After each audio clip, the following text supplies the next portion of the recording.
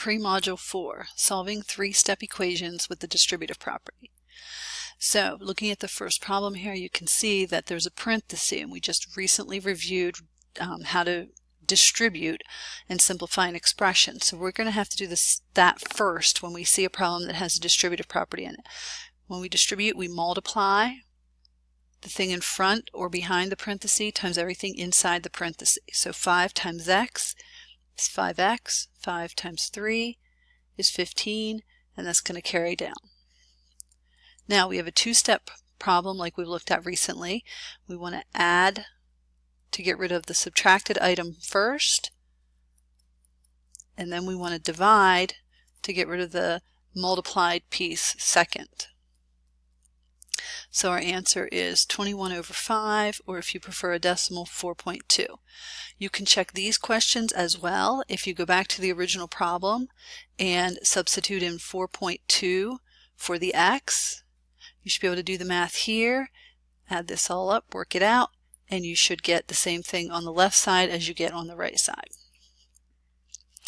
Now the second problem here actually has 4 steps. First, you want to distribute though. And yes, we are distributing the 2 back into the 4 and the x. So 4 times 2 and x times 2.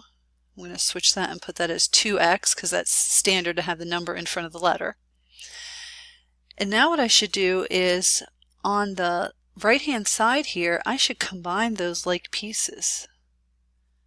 8 and minus 1 can be put together. So a positive 8 and a negative 1 become a positive 7.